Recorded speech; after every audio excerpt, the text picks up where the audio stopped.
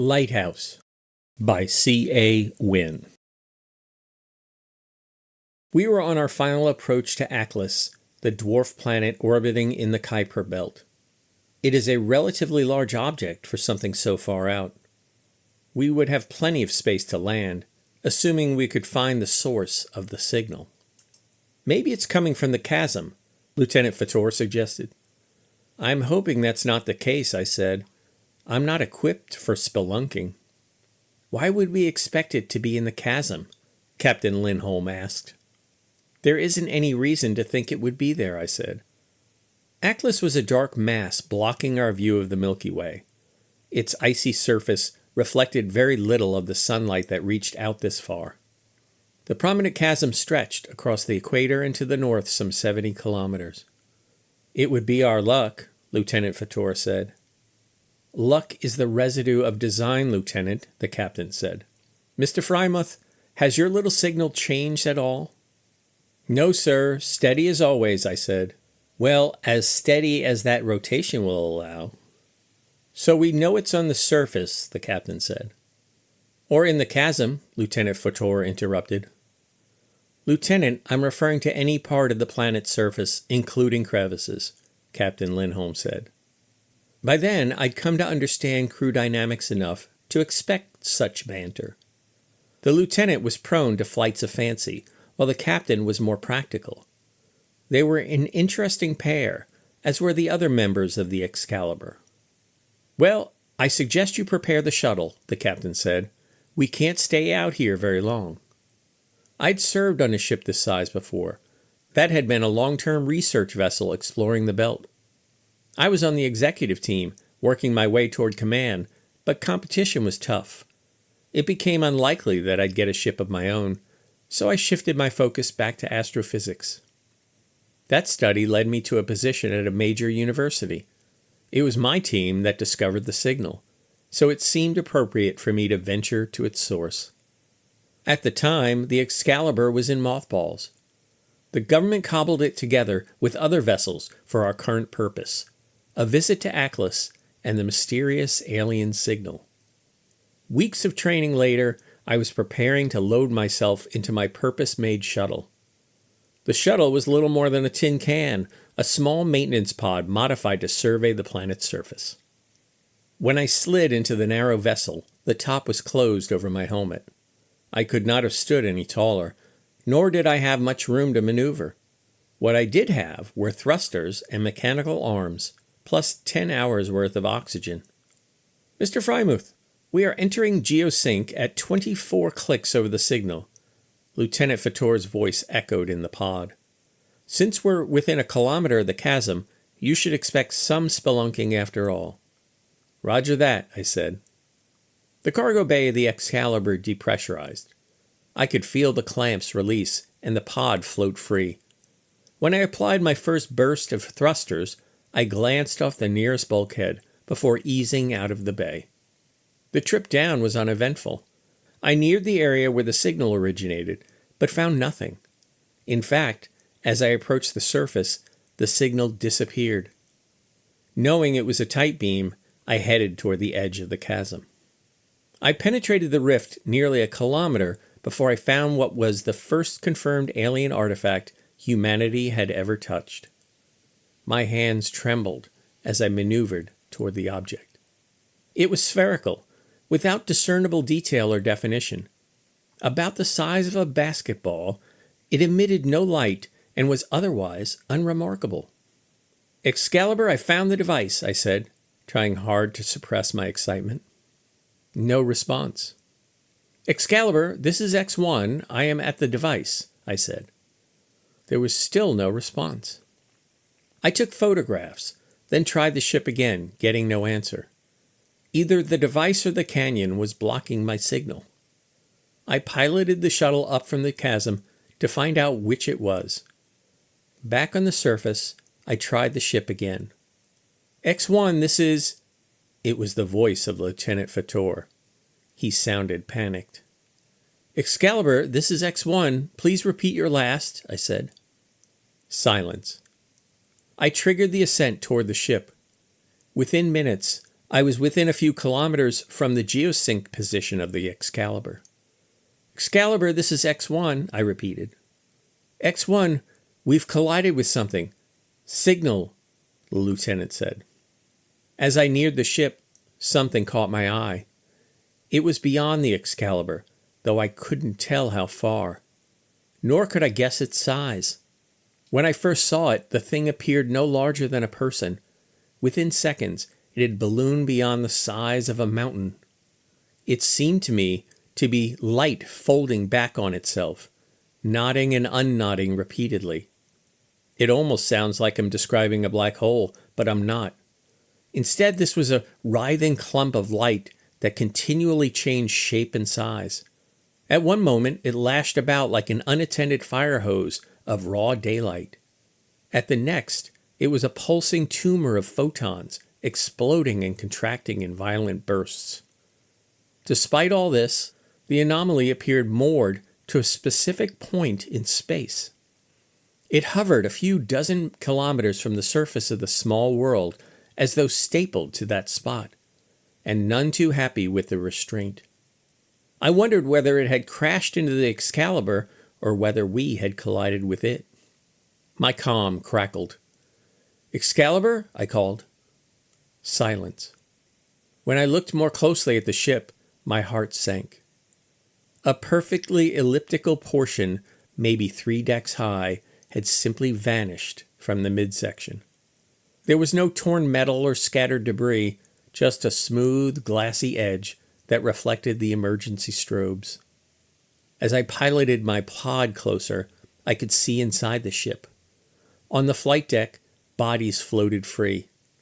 I couldn't tell if they were intact, but that hardly mattered.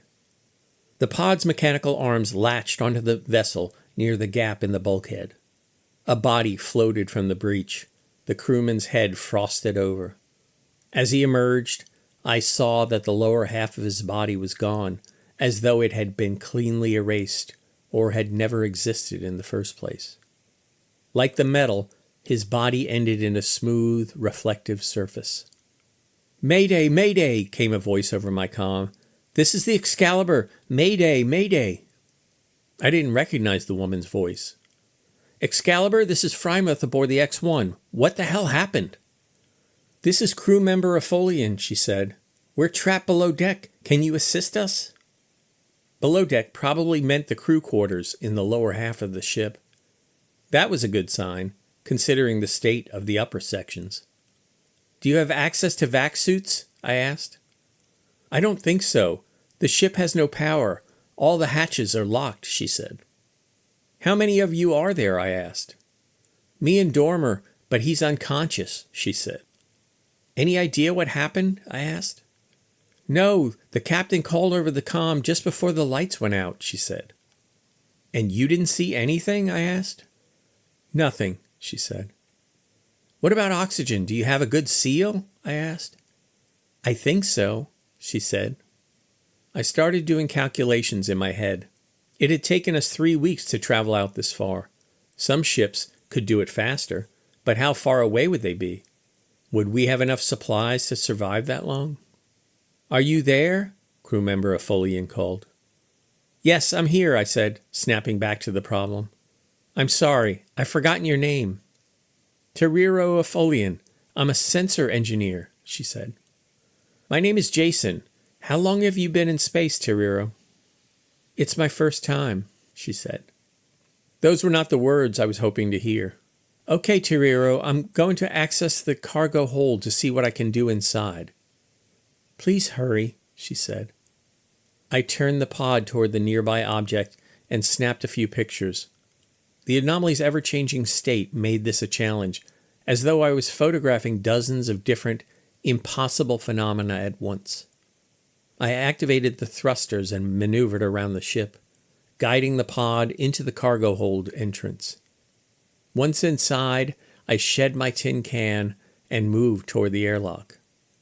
In the vessel's midsection, I encountered another crew member, this time intact. I turned him toward me to find that his open eyes were solid black and depthless, like a well drilled through to whatever lay on the other side. I climbed through the vessel by the strobe of the emergency lights. On the flight deck, I found the captain, his mouth slack, his eyes with that same empty stare. I'd seen corpses before, but the captain's face came to redefine death for me. "Jason?" Terrero called. "I'm heading your way," I said. "Looks like everybody up here is dead." Terrero tapped her comm as though ready to speak, but no words came. "You said there was someone else with you?" I asked. "Yes, Dormer," Terrero said, her voice shaky. "Is he injured?" I asked. "He hit his head. I can't get him to wake up," she said. "Okay, I'll bring some vac suits. We'll have to figure out how to get in without releasing atmosphere." "There's an emergency hatch," Terrero said. "You might have to open it manually." I'd forgotten about that. I grabbed a couple of suits, the largest I could find, and left the ship through the gap in the bulkhead. Outside the ship, I could still see the anomaly. It continued to expand and collapse, writhing and pulsing with little pattern or predictability. We were traveling away from it, our orbit keeping us locked to a point on the planet. If the anomaly remained where it was, we'd come close to it again in one Achlys day. The emergency airlock proved no problem, and I was inside the crew quarters within a few minutes. My helmet light was the only way to see beyond the pulsing of the emergency strobe. Before the inner hatch had opened completely, Terrero grabbed my neck and squeezed. She was crying. "Do you know what happened?" she asked. "Not exactly, but I have an idea," I said. "Dormer is over there in his bunk," Terrero said, wiping at her face with the sleeve. "I still can't wake him up, so I strapped him down." "Let's get him into this suit," I said. "Then we can figure out what to do next." 4 hours at the most, I said. "Before we hit it again?" Terrero asked. "Or it hits us," I said. "Okay, what do you want me to do?" she asked. "I'm not sure what we can do. The only thing I can think of is changing the Excalibur's path, maybe breaking orbit." "And how do we do that?" she asked.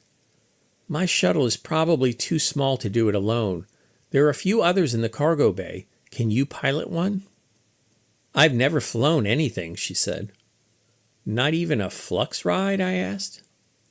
"Well, maybe a flux ride," she said. "Same concept, just different controls," I said. "But we're in 0G. Her voice cracked as she said it. "Flux rides just hover." "Good point, but let's focus on the controls," I said. "We have some time for you to learn."